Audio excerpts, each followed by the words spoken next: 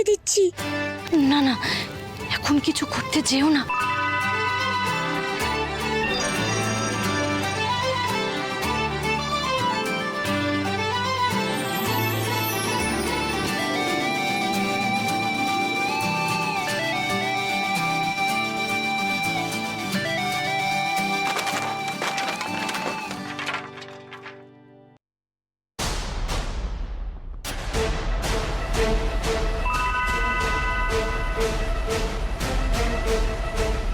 কে তুমি? এসব কি হচ্ছে? এই রাত্রির বেলা কোনো সাধারণ মানুষ এই জঙ্গলে থাকতে পারে না, তাও আবার একটা মেয়ে। এই নিশ্চয়ই কোনো মায়াবিনী খোক্ষসী। না না না, আমি কোনো মায়াবিনী খোক্ষসী নই, আমি সাধারণ মানুষ। তোমাদের সবাইকে এরকম হঠাৎ আসতে দেখে আমি ভয় পেয়ে গেছিলাম। মিথ্যে! এক্ষুনি তুমি জাদু করেছো, নাহলে আমাদের হাতের লাঠিগুলো কি ইচ্ছা করে উড়ে গেল? রে, জাদু তো আমি করেছি, আর ওরা ভেবেছে তুমি। চুপ, একদম চুপ। বিশ্বাস করো, বিশ্বাস করো, তোমরা জাদু করার ক্ষমতা আমার নেই। হয়তো তোমাদের লাঠিগুলো হাওয়ায় হাত থেকে ছিটকে পড়ে গেছে।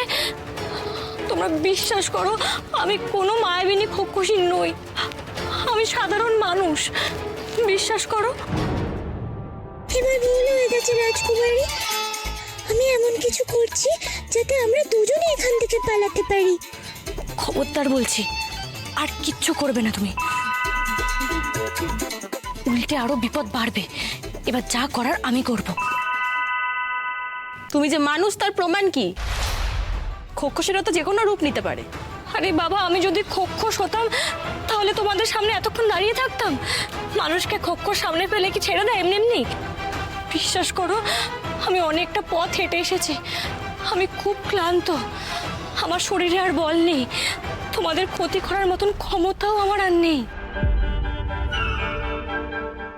না না, দেখে তো সাধারণ মানুষ বলেই মনে হচ্ছে। মায়া ভরা মুখ, চোখে জল, সত্যি মুখে ক্লান্তির ছাপ রয়েছে। হ্যাঁ গো, আমি এত পথ হেঁটেছি যে খিদে তেষ্টায় আর পারছি না। ওর মুখ দেখে তোমরা কেউ ভুলে যাও না। খোক্ষসী তো সুন্দরী, কিন্তু ও কত বড় শয়তান, ও কত ভয়ঙ্কর সেটা সবাই জানে। আর রূপনগরে এখন খোকসদের বাস। তাই রাতের বেলা করে কোনো সাধারণ মানুষ সন্দেহজনকভাবে তো রাজ্যের আশেপাশে ঘুরে বেড়াবে না। আরে সবারই তো একটা প্রাণের ভয় আছে। ঠিক, একে বিশ্বাস করলে বিপদে কিন্তু আমরাই পড়বো। এ নিশ্চয়ই কোনো উদ্দেশ্যে এই জঙ্গলে রাত্রির বেলা ঘোরাফেরা করছিল। এই মায়াবিনী এই ছলনা করছে। চলো। না না না না, আমাকে নিয়ে যেও না, আমাকে যেতে দাও। আমি এক্ষুনি তোমাদের পথ ছেড়ে চলে যাচ্ছি, আমাকে ছেড়ে দাও।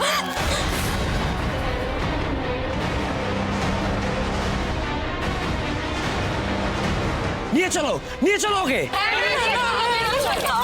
আমাকে ছেড়ে দাও, বিশ্বাস করো, বিশ্বাস করো তোমরা, আমি মায়াবিনী খোক্ষসী নই, আমাকে ছেড়ে দাও।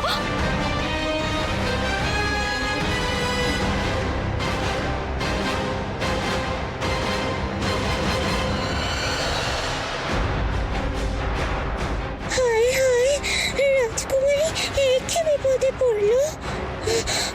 আমিও যাই সাথে।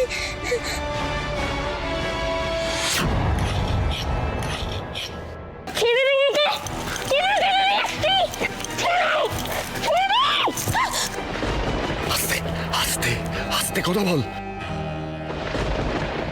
বাবা, তুমি? আমি আমি আমি কেন তোকে এভাবে টেনে নিয়ে এলাম তুই বুঝতে পারছিস না? তুই ছোট রাজমাতাকে স্পর্শ করলেই সঙ্গে সঙ্গে জটিলা টের পেয়ে যেত। ওনাকে তো শেষ করে দিতই, তোকেও ছাড়তো না। এত বড় একটা মূর্খের মতো কাজ তুই করতে যাচ্ছিলি কি করে মা? কি করে? চোখের সামনে ওই খোক্ষসারি সবকিছু ধ্বংস করে দিল, সব ধ্বংস করে দিল। আরে ওর ওর অতিলৌকিক ক্ষমতার সঙ্গে তুই কি করে পারবি মা? কি করে পারবি তুই? ছোট রাজমাতার উপর অত্যাচার হচ্ছে জেনেও আমরা চুপ করে থাকবো বাবা? জটিলের আক্রোশের শিকার হবেন উনি। আমি অরুন্ধতিকে অনেকবার বোঝানোর চেষ্টা করেছি যে এই রাজ্যে থাকা আর নিরাপদ নয়। ও যদি জটিলার চোখে একবার পড়ে যায় তাহলে জটিলা তো ওকে আটক করবে আর রাজকুমারীরও হদিশ পাওয়ার চেষ্টা করবে। কিন্তু অরুন্ধতী ও তো পালাতেই চাইছে না। মারে, আমি পিতা হয়ে তোকে হাত জোর করে অনুরোধ জানাচ্ছি মা, নিজের বিপদ আর বাড়াস না। বাবা তুমি কি করছো এটা? আর বেশিক্ষণ তোদের আমি এখানে লুকিয়ে রাখতে পারবো না, কারণ খোক্কসরা চতুর্দিকে সন্ধান করছে। আমি নিজে কোনো মতে অতি কষ্টে রাজপ্রাসাদ থেকে পালিয়ে এখানে এসে আত্মগোপন করে আছি। নিজের সন্তানের সুরক্ষা তো আমাকে নিশ্চিত করতেই হবে মা। আরে তোদের যে সুস্থ শরীরে পেয়েছি এই তো অনেক, কিন্তু এবার তোদের পালাতে হবেই মা, পালাতে হবে। কখনো না। আমি জানি, আমি খুব ভালো করেই জানি রাজকুমারী রূপমতী খুব বেশি দূর পালাতে পারেনি, খুব বেশি দূর যেতে পারেনি। আমি ওকে উদ্ধার না করে কোথাও যাব না বাবা। আরে অরুন্ধতী, সেটা সম্ভব নয়। জটিলার নজরে গিয়ে তুই সেটা কোনোভাবেই পারবি না মা। যদি যদি রাজকুমারী নিজের ইচ্ছায় কোথাও আত্মগোপন করে থাকে সে বরং ভালো। হ্যাঁ রে, কারণ জটিলার নজরে পড়লে আর আর রক্ষা নেই, আর রক্ষা নেই, আমাদের আমাদের কারোর রক্ষা নেই রে বাবা, রাজকুমারী যে কোনো বিপদের মধ্যে পড়েনি তুমি তার জোর গলায় বলতে পারবে? আমি যে প্রতিজ্ঞাবদ্ধ বাবা, রাজকুমারী রূপমতীকে রক্ষা করার কর্তব্য আমার। আমি আমি কি করে সে কথার অন্যথা করবো বলো তো? আমি তো পারবো না, আমি আমি তা কিছুতেই করতে পারবো না। রূপমতী রূপমতী আমার সখী, আজকে ওর বিপদ জেনে আমি ওকে একা ফেলে নিজে ভিট বাঁচিয়ে চলে যাব? আমি পারবো না বাবা, আমি পারবো না, আমি কিছুতেই পারবো না সেটা। ফুলের মতো যত্নে বড় হয়েছে, আমি জানি না